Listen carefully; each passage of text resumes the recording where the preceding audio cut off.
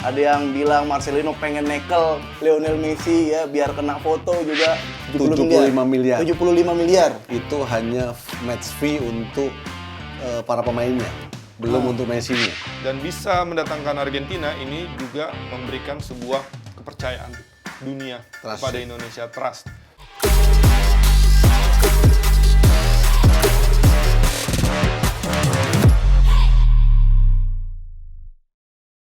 Balik lagi di Kick and Runs di YouTube Transportainment bareng gua Afif Safi dan komentator kita ada Bung Supriyono dan Bung Bes. Jangan sedih ya, masih banyak yang seru-seru karena nanti di bulan Juni 2023 tanggal 19 resmi Indonesia akan berhadapan dengan timnas Argentina. Nah, ini bumbunya kan juga panas.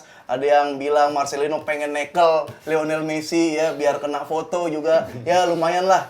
Tapi yang menarik adalah kedatangan timnas Argentina ke Indonesia ini ya ternyata walaupun banyak yang di komen tuh ini duit promotor, tenang aja duit promotor. Tapi kemarin setelah ada preskon, ini timnas Argentina yang datang kemari dari PSSI. Biayanya biaya PSSI itu bukan lagi dari promotor. Jadi PSSI langsung yang kontak ke Argentina. Jadi tidak ada pihak ketiga. Di preskonnya seperti itu. Ada juga bantuan dari Javier Zanetti, ini CS-nya Pak Erick Thohir ya, itu langsung minta lobby-lobby biar datang itu. Dan terakhir ada statement bahwa Messi datang juga. Nah, ini kita ngobrolin angkanya dulu ya mungkin. Yakin? Ada Yakin datang? Nggak tahu berita hoax apa enggak, tapi kayaknya ada gitu Messi. Nah, kita lihat ini dari segi nominalnya dulu ya. Segi nominal kan jor-joran, benar-benar vulgar karena berani buat diaudit juga berani, silakan diaudit gitu kan, transparan ke publik semuanya. Biaya yang beredar terakhir itu 75 miliar. 75 miliar. Itu hanya match fee untuk para pemainnya, belum untuk Messi-nya. Beda lagi. Messi-nya Messi. 30. Wah. Jadi 100. Kemudian tambah transportasi ya mungkin 150 miliar lah. Tapi saya tidak melihat Argentinanya, tidak melihat Messi-nya. Ini kan FIFA Match Day tajuknya itu. Poin dong. dapat Artinya diharapkan untuk bisa memperbaiki peringkat Indonesia yang 149. Tapi dengan nominal yang luar biasa ya kan, mungkin nggak kita bisa ngalahin Argentina dengan peringkat satu ya kan, juara Piala Dunia. Kalau memang tajuknya FIFA Match Day, walaupun kita memang berharap kita tuh berada di 100 dunia kalau nggak salah. Ya, tapi yang luar biasa adalah juara SEA Games, hadiahnya Argentina. Oh, ini hadiah juara SEA Games. Oh iya, karena kan kita kan pasti kan ada euforia, ada pesta yang luar biasa. Walaupun sepak bola sudah menjadi bagian dari entertain. Nah, kalau Bang Bes nih, ini kan mungkin dari PSSI juga melihat nih value yang besar, apalagi Argentina itu notabene adalah juara Piala Dunia. Udah sampai riset nih, ternyata Indonesia 73% masyarakat cinta sama sepak bola. Nah, pengaruhnya bener untuk sepak bola Indonesia nih. Terus 27%-nya cinta apa? Sama orang tua. Oh. Orang tua harus cinta juga. Berbakti ya. Nah, tadi kita bahas Dirtek ya, harus punya visi dan juga koneksi. Kayaknya bukan cuma Dirtek yang harus punya visi dan koneksi, tapi juga ketua umum. Dan di sini koneksinya berjalan dengan lancar. Mendatangkan Argentina bukan hal yang mudah, Pip. Mendatangkan istilahnya negara sekelas mungkin Jepang atau Korea aja pasti susah minta ampun. Ini Argentina peringkat satu dunia, dan mereka baru aja juara Piala Dunia. Jadi ini adalah pencapaian luar biasa, satu pertama. Terus kedua, tadi Om Supri juga udah bahas, ini adalah FIFA Match Day. Dan ini bukan cuma lawan Argentina kita, tapi juga lawan Palestina. Sebelumnya lawan Palestina dulu, terus habis itu lawan Argentina. Tentu Pak Erick Thohir setelah masuk ke, atau Federasi Indonesia PSSI, setelah masuk 150 besar, pengennya masuk 100 besar. Jadi pasti akan di-mix. Lawan yang berat, lawan yang istilahnya masih bisa kita lawan. Jadi pasti nanti targetnya pelan-pelan akan coba mendekati 100 besar. Karena kita tahu kita udah agak ketinggalan di klasemen FIFA. Thailand udah 120-an kalau nggak salah. Vietnam di 100. Dan ini kan ketika ranking kita naik, kita akan bisa mengundang negara-negara lain lagi. Dan bisa mendatangkan Argentina ini juga memberikan sebuah kepercayaan dunia Trust, pada ya? Indonesia, trust. Indonesia yang kemarin sempat nggak dipercaya karena batal menggelar Piala Dunia U20, ini mau lawan Argentina lagi. Kalau sampai jadi dan berhasil dan rame, mungkin dunia akan percaya lagi dengan Indonesia. Saya yakin Argentina bukan negara terakhir besar yang akan datang ke Indonesia, tapi pasti akan datang negara-negara lain.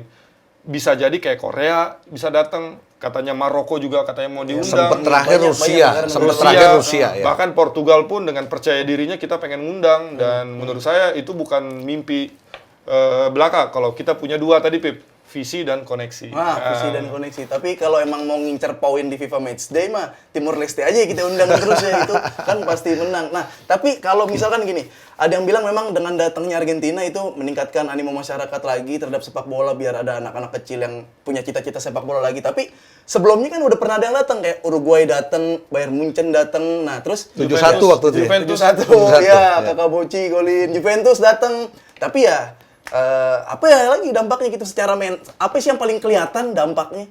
Iya, kembali ya bahwa sepak bola sudah menjadi bagian industri. Kalau aku melihat ini lebih ke entertainnya. Kemudian mengharapkan dengan kedatangan Messi kemudian Argentina, sorot mata dunia itu pasti ke Indonesia. Pasti. Iya kan? Pasti hingar-bingarnya luar biasa. Iya kan? Tinggal bagaimana federasi ataupun pemerintah menangkap ini untuk menjadi Indonesia itu bisa menjadi tempat destinasi untuk pariwisata. Itu mungkin ya yang akan bisa lebih kejual. Kalau untuk pengembangan youth development, saya pikir 90 menit doang hanya tuh. 90 menit dengan doang. 100 miliar lebih ya Iya. kan? Saya pikir akan sangat kecil dampaknya ya. Walaupun memang momentum ini sangat bagus, ini bersejarah. Pak Erik membawa legacy ya kan, bisa mendatangkan Argentina gitu kan. Tapi ya dampaknya saya pikir ya nggak terlalu signifikan untuk development ya. 90 menit doang ya berarti itu. Uang bisa dicari, Pip. Tapi lawan Messi nggak bisa tiap hari. Iya, ada momentum itu memang. Terus kalau kita berharap nanti aja lawan Argentinanya pas kita masuk Piala Dunia. Nah, itu kan kita nggak tahu kapan. bener. Ya kan, dan menurut saya juga ini akan bisa membangkitkan tadi adalah animo masyarakat, mungkin akan datang lagi ke stadion, fullin stadion lagi.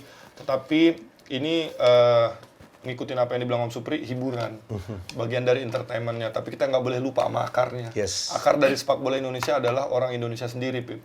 Orang Indonesia sendiri itu siapa? Ya kita ini, maksudnya dalam artian adalah klub, liga, pelatih. Nah, ini juga penting untuk dibina. Dalam artian ada kompetisi usia muda, Yes. adanya infrastruktur yang dibenahi. Jadi istilahnya uangnya mungkin nggak hanya untuk entertain saja, untuk mendatangkan tim besar aja, tetapi juga bisa untuk pembinaan. Sekolah pelatih juga mungkin yang tadinya cuma 3 kali atau 4 kali 1 tahun yang level tertentu, bisa jadi 8 atau misalnya 6, atau misalnya pro license yang tadinya cuma 1 kali setahun bisa dibikin lebih banyak lagi. Istilahnya semakin banyak dan semakin berkualitas pelatih, semakin banyak dan semakin berkualitas pemain, lama-lama timnasnya kan juga bagus. Oke, itu nanti juga Messi datangnya, kabarnya mau datang kemari, dia minta ridersnya ini kerak telur. Jepang aja mundur dengan 600 juta yen. Nyerah dia. Nyerah. Dia. Nah, tapi ini walaupun banyak pengeluarannya, dia tiketnya beredar kabar, ini belum dirilis sih, tapi kabarnya paling murah aja tiket 1,3 juta. Itu paling murah tuh. Nah, ginjal mana lagi nih yang mau kita jual nih? Kita kan udah ada Coldplay, udah ada Argentina. Emang keren nih, Indonesia lagi keren-kerennya. Sekarang kita beralih ke Piala Dunia U20 di Argentina. Bahas Argentina sedikit, tadi udah disinggung sama Bang Bes, ini sebagai tuan rumah menggantikan Indonesia di U20 yang gara-gara Israel akhirnya nggak jadi tampil. Argentina cukup oke ya, tampil garang. Anak asuh Mas Udah lolos? Hah? Udah lolos? Udah lolos, ya udah lolos. Anak-anak Mascherano ini berada di peringkat 4 grup A kejuaraan Amerika Latin waktu itu ya. Cuman sekali menang dan 3 kali kalah. Nah, itu sekarang dia berada di U20. Argentina dipastikan meraih tiket 16 besar dan menjadi pemimpin grup dengan meraih 6 poin. Perlu kita garis bawahi, Pip, ketika mereka nggak lolos di kejuaraan Amerika Latin U20, mereka pakainya pemain lokal. Karena pemain-pemain mereka yang inti itu main di Eropa. Sule, terus ada Carboni yang main di Inter, terus ada lagi yang main di City, dan yang lain-lain. Akhirnya mereka sempat kalah kalau nggak salah lawan Kolombia, terus kalah juga lawan Brazil kalau nggak salah, akhirnya mereka nggak lolos. Dan ini seakan-akan seperti balas dendam Argentinanya bahwa mereka dapat kesempatan untuk tampil di Piala Dunia, akhirnya mereka panggil pemain-pemain yang tadi nggak bisa tampil, datang ke sini ya kelihatan lah levelnya. 2 pertandingan, 2 kemenangan. Iya, apalagi kan mereka sebagai tuan rumah ya, dan seolah-olah kegagalan mereka di babak kualifikasi, mundurnya Indonesia, seolah-olah mereka mendapatkan durian runtuh ya. Dan mereka memanggil pemain-pemain mereka yang berada di kompetisi di Eropa, dan sekarang mereka bisa lolos sebagai tim yang bisa masuk di 16 besar. Terus kalau kita bahas soal Piala Dunia U20 juga jadi agak rasa ada yang ganjel di hati, Pin. Karena banyak kejutan musim ini. Atau di turnamen musim ini. Kita jadi mikirnya Indonesia mestinya bisa bikin kejutan waktu itu. Bisa berbicara ya. Karena apa? Salah satu kejutannya adalah Prancis nggak lolos. Prancis kalah sama Korea. Kalah sama Korea, habis itu kalah lagi lawan Gambia. Ya kan, negara Afrika. Siapa yang sangka? Terus Itali menang lawan Brazil 3-2. Iya, 3-2. Setelah itu kalah lawan Nigeria 2-0. Istilahnya sebenarnya ketika umur masih 20-an, 20 ke bawah, ini masih terbuka, masih mirip-mirip. Jadi kalau misalnya Indonesia sempat main kemarin, ya bukan nggak mungkin target yang diberikan oleh pemerintah lolos dari fase grup, ya mungkin aja terjadi. Dan yang menarik adalah dari 1977 ya, Piala Dunia itu selalu memunculkan bintang-bintang baru ya. Maradona muncul, Messi muncul, Pogba, kemudian Erling Haaland terakhir ya kan. Triple hat-trick. Betul. 4 hat-trick. Dan diharapkan oleh FIFA adalah bagaimana potensi-potensi muda cowok itu suka, seneng sepak bola. Itu tujuannya. Sekarang Argentina juga punya striker yang oke itu, Alejo Felix. Itu udah ciptakan 2 gol sekarang, siapa tahu nanti dia bisa bermain di tim-tim oke lah ya. Argentina kan kalau udah megang bola bener-bener lengket banget tuh striker-strikernya.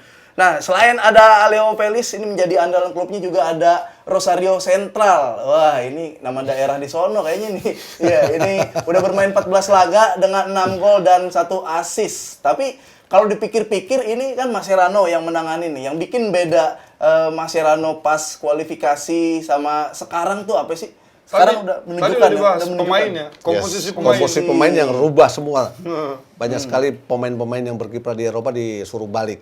Contohnya pemain Juventus, Matias Sule. Nggak terkenal memang, tetapi dia main di tim senior Juventus. Kadang-kadang main kalau lagi hoki. Tapi ya ketika kualifikasi kemarin dia nggak main. Apalagi mereka kan sebagai tuan rumah. Otomatis dengan performa, dengan pencapaian mereka yang 6 kali ya. Mereka juara Piala Dunia kan. Otomatis mereka ingin mempertahankan. Dan bukan tidak mungkin, justru bisa jadi juaranya Argentina, salah satu kandidat kalau bukan yang lain, karena mereka udah lolos. Iya, udah lolos. Nah, tapi kita lihat ini adalah update dari Piala Dunia U20 di Argentina. Nah, ini ada Argentina. Ya, dua kali kemenangan ya. Langsung kemudian 6 poin. 6 poin, ada Selandia Baru, kemudian Amerika juga. Yang menariknya Om, Selandia kemarin ke Indonesia. Guatemala kemarin ke Indonesia. Dan kita bisa ngelawan loh. Bener, itu kita bisa di bawah Argentina itu minimal tuh harusnya. Nah, Amerika di grup B ada Amerika Serikat, di bawahnya ada Slovakia. Ini masih bisa ya sebenarnya sama Indonesia ya kalau kena mah. Terus di grup C Kolombia dan Jepang, kita lihat nih Jepang kanca-kanca macan-macan Asia, Nigeria juga yang cukup oke sih di di U20. Ada Brazil di situ, Italia yang tadi Bang Bes bilang di peringkat 3. Yang menarik itu Gambia ya, memuncaki klasemen grup F ya. Padahal di situ ada Korea, ada Prancis. Prancis yang notabene pernah mengalahkan pemain-pemain kita kan di 6-0 betul ya, 6-0 di turnamen kalau nggak salah. Mereka berada di papan bawah dengan 2 kekalahan ya. Ya, ini artinya bahwa dalam kompetisi usia muda seperti ini apapun bisa terjadi. Jadi tinggal yang membedakan mungkin mentality di saat para pemain-pemain muda berkiprah di kompetisi lokal dengan pemain-pemain yang berkiprah di kompetisi Eropa. Nah, Tapi balik lagi, Pip, namanya manusia nggak pernah puas. Yes. Ya kan? Kita ceramah sedikit. Iya. Minggu lalu ada ceramah lagi. Makin Manusia itu nggak mantap. pernah puas. Dikasih A maunya B, dikasih B maunya A. Kita udah dapat SEA Games, pengen Piala Dunia lagi. Iya, ya nggak apa-apa dong itu mah. Biar Jadi harus pilih, berkembang balik lagi, harus pilih, Pip. Iya. SEA Games emas atau Piala Dunia Piala U20. Dunia, karena lebih lama kita nunggunya. Itulah dia tadi, seru banget ya komentar-komentar dari Bung Supri dan Bang Bes. Ya semoga teman-teman di like, komen, dan subscribe. Kalau mau nonton video sebelumnya juga nggak apa-apa, silakan nonton di Run Sportainment. Sampai ketemu lagi di Kick and Runs.